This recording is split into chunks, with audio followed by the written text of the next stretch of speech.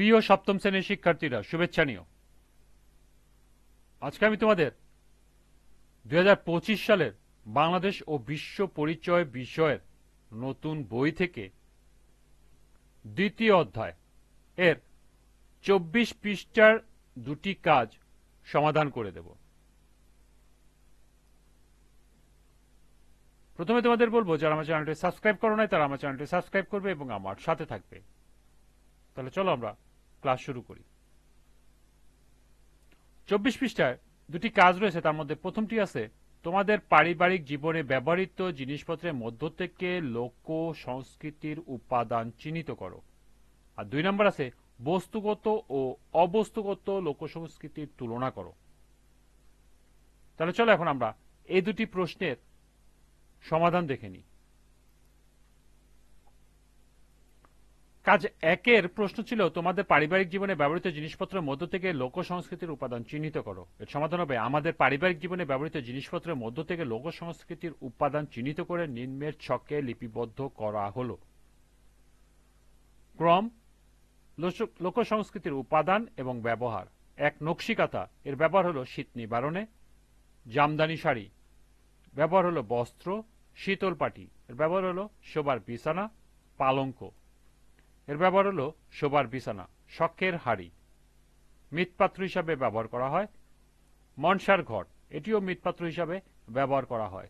লক্ষ্মীর সরা এটিও মৃৎপাত্র হিসাবে ব্যবহার করা হয়।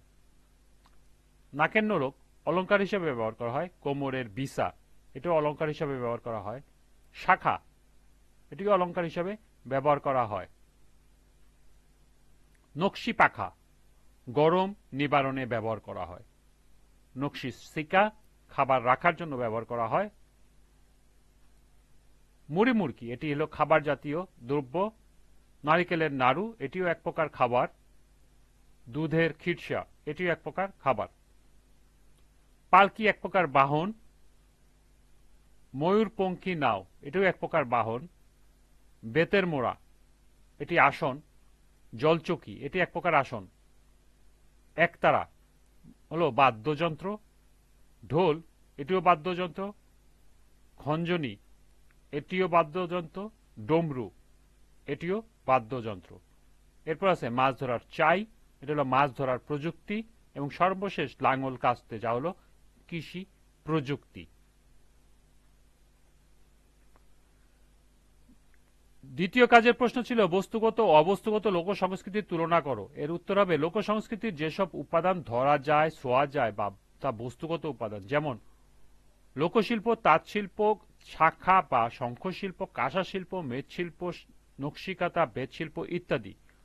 লোকবিজ্ঞানের মধ্যে রয়েছে তাঁত শিল্পের চরকা, মাছ ধরার চাই, লাঙল কাস্তে ইত্যাদি তৈরির প্রযুক্তি। এবং লোকযানের মধ্যে রয়েছে নৌকা, পালকি ইত্যাদি। এসব ছাড়াও রয়েছে লোক তৈজসপত্র, লোকবাদ্য, লোক অলঙ্কার ইত্যাদি লোক সংস্কৃতির বস্তুগত উপাদান। অপরদিকে যে সকল সংস্কৃতির বিষয় ধরা বা ছোঁয়া যায় না, অর্থাৎ মানুষের চিন্তা থেকে জন্ম নেয় এবং মুখে মুখে ছড়িয়ে পড়ে, তাকে লোক সংস্কৃতির অবস্তুগত উপাদান বলা হয়। অবস্তুগত উপাদানের প্রধান বিষয়টি হচ্ছে সাহিত্য। এসব সাহিত্যের লিখিত রূপ নেই, মানুষের মুখে মুখে তা ছড়িয়ে আসে। এ ধারায় সাহিত্যের লোকসাহিত্য নামে পরিচিত, যেমন লোককাহিনী বা কিচ্ছা, লোকগীতি, লোকচিকিৎসা, লোকক্রিয়া, লোকসঙ্গীত, প্রবাদ প্রবচন, ডাকের কথা, খনার বচন, ছেলে ভুলানো ছড়া, ধাঁধা, লোকনাটক ইত্যাদি। এই ছিল দুটি কাজের সমাধান। আজকের ক্লাসটি এ পর্যন্ত। পরবর্তী ক্লাসে পার্ট 5-এর কাজ সমাধান করে দেব। সবাইকে আবারও বলছি, যারা আমার চ্যানেলটি সাবস্ক্রাইব করো না তারা আমার চ্যানেলটি সাবস্ক্রাইব করবে এবং আমার সাথে থাকবে। সবাইকে পরবর্তী ক্লাস দেখার আমন্ত্রণ জানিয়ে আজকের মতো এখানে বিদায় নিচ্ছি। আল্লাহ হাফেজ।